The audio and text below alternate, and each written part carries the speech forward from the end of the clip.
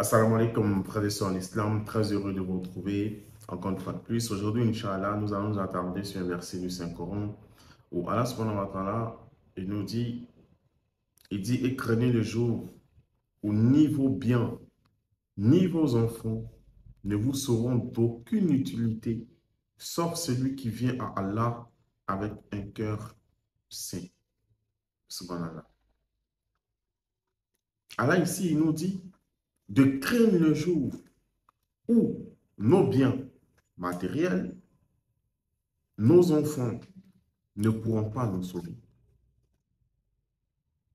Il dit, nos biens et nos enfants ne nous seront d'aucune utilité, sauf celui qui vient à Allah avec un cœur qui est saint. Donc, mes frères et sœurs en islam, on sait ce qu'il nous reste à faire. C'est de purifier nos cœurs, nos intentions, nos pensées, de purifier nos âmes. C'est ça le plus important. Le plus important, ce n'est pas d'emmagasiner beaucoup d'argent, non, beaucoup de diplômes, non, d'avoir beaucoup d'enfants. Non, ce n'est pas ça le plus important. Le plus important, c'est d'avoir un cœur qui est pur. C'est pourquoi le prophète d'ailleurs nous dit, il dit, personne, personne n'entrera au paradis tant qu'il n'aimera pas pour son frère ce qu'il aime pour lui-même. Personne ne rentrera au paradis tant qu'il n'aura pas un cœur qui est pur. Subhanallah. Nous, aujourd'hui, nous, on se contente seulement de prier. Le reste, on s'en fout. Non, ce n'est pas ça l'essentiel. Il y a des gens qui ont prié derrière même le prophète, ils vont rentrer en enfer. Subhanallah. Alors que prier une seule prière dans la mosquée du prophète sallallahu alayhi wa sallam a une valeur inestimable. Mais des gens ont prié là-bas toute la vie, mais ils vont rentrer en enfer. Le diable, le shaitan, il a adoré Allah pendant 70 000 ans, mais il va finir en enfer.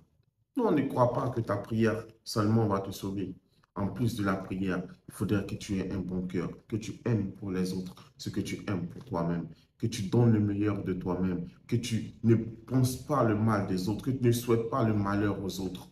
C'est ça, être musulman. Être musulman, c'est de contribuer au bonheur des autres, de ne pas être la cause du malheur des gens. C'est ça, être un musulman. Donc, mes frères et sœurs en islam, Allah il nous dit ici que personne, que le jour du jugement dernier, c'est seulement ceux qui auront un cœur qui est pur, qui auront la chance de rentrer au paradis. Subhanallah, qu'à la fin, que nous soyons parmi ces personnes-là qui vont rentrer, Inch'Allah, au paradis. Le paradis n'est pas réservé à ceux qui prient. Non, le paradis est réservé aux croyants. Celui qui ne prie pas, il n'est pas croyant. Celui qui ne prie pas est mécréant. Donc lui, il ne sera même pas jugé. C'est-à-dire, si tu es musulman, tu es obligé de prier. Celui qui dit, je suis musulman, mais je ne prie pas, il se blague lui-même, il se trompe lui-même. En tant que musulman, nous sommes obligés de prier. Nous sommes obligés de jeûner. Nous sommes obligés de faire la zakat. Si on a les moyens, nous sommes obligés de faire le hajj si on en a la possibilité. Mais ce n'est pas seulement la prière, le jeûne, le hajj qui vont nous permettre de rentrer au paradis. La prière va nous aider, bien entendu, à avoir un bon comportement. Mais qu'est-ce que vous constatez?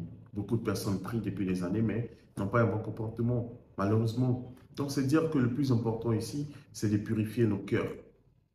C'est d'avoir des cœurs qui sont purs. C'est d'avoir un bon comportement envers les croyants et les non-croyants.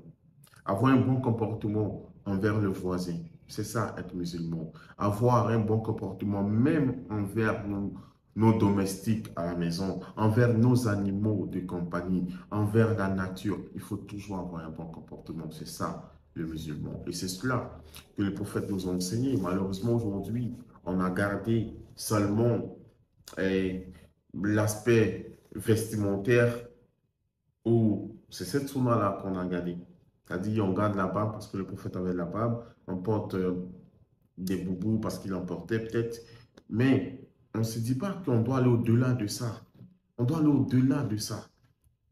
Comment était le prophète lui-même? Comment il était dans son comportement, dans son attitude, et avec ses épouses, et avec ses enfants, et envers même les voisins et les non-musulmans? Il était comment? Il était doux, il était attentionné, il était aimable. il était loyal, il était honnête, il était digne de confiance. Voilà l'héritage qu'il nous a laissé, nous musulmans.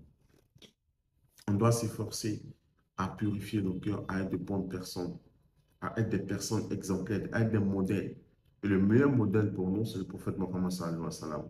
Qu'Allah subhanahu wa ta'ala nous guide sans cesse le droit chemin, qu'il fasse de nous de bons musulmans, des musulmans pieux et sincères. J'étais très heureux d'être dans votre compagnie. J'espère très prochainement vous retrouver, Inch'Allah.